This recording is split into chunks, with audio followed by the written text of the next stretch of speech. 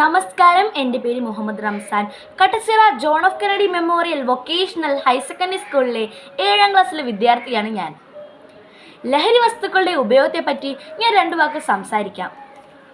യഥാർത്ഥത്തിൽ എന്താണ് ലഹരി? ഏതൊരു വസ്തു ഉപയോഗിക്കുമ്പോഴും അത് വീണ്ടും വീണ്ടും ഉപയോഗിക്കണം എന്ന തോന്നലിനെ നമുക്ക് ലഹരി എന്ന് വിളിക്കാം. തെറ്റായ കൂട്ടുകെട്ടും അവരെ ലഹരിയിലേക്ക് ആനയിക്കുന്നു. ലഹരിയുടെ കെണിയിൽ മിക്കപ്പോഴും അകപ്പെടുന്നത് കുട്ടികളും യുവാക്കളുമാണ്. ലഹരി എന്ന് പറയുമ്പോൾ നാം ആദ്യം ചിന്തിക്കുന്നത് ആൺകുട്ടികളെ കുറിച്ചാണ്.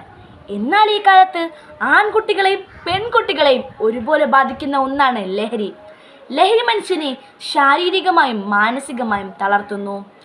വെറും ഒരു തമാശയിൽ തുടങ്ങി അവസാനം കാട്ടുതീയേക്കാൾ വേഗത്തിൽ പടർന്ന് പന്തയിച്ച് നാടിനെങ്ങും നാശമുണ്ടാക്കുന്നു. ലഹരി യഥാർത്ഥത്തിൽ 2 വിധമുണ്ട്: നല്ല ലഹരിയും ചീത്ത ലഹരിയും. ജീവിതം എന്നത് ഒരു നല്ല ലഹരിയാണ്. അതിലുപരി മദ്യം, മയക്കുമരുന്ന് തുടങ്ങിയ വിവിധ തരത്തിലുള്ള ലഹരികളുണ്ട്. ലഹരിയുടെ കെണിയിൽ അകപ്പെട്ടു പോയവർ അതിൽ നിന്നും തിരിച്ചു വരുന്നത് അത്ര എളുപ്പമല്ല. കഞ്ചാവ് മുതൽ സ്റ്റാമ്പ് വരെ വിവിധ പേരുകളിലാണ് ഇവയെ അറിയപ്പെടുന്നത്.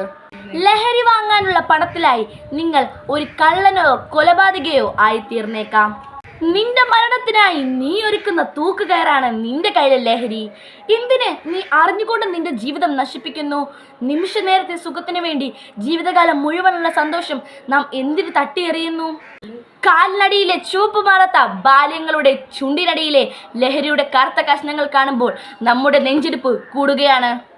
എൻ്റെ പ്രിയപ്പെട്ട വിദ്യാർത്ഥികളെ, കുടുംബം എന്ന പോസ്റ്റ് ഓഫ് ലഹരിയിലേക്ക് മടങ്ങി വരാൻ നമുക്ക് കഴിയണം. അവസാനമായി ഞാൻ ഒരു കാര്യം കൂടി ഓർമ്മപ്പെടുത്തട്ടെ: ലഹരിക്കുള്ളതല്ല നമ്മുടെ ജീവിതം, ജീവിതമാണ് ലഹരി. നമുക്ക് ലഹരിക്കെതിരെ ഒന്നിച്ചു പോരാടണം. നന്ദി, നമസ്കാരം.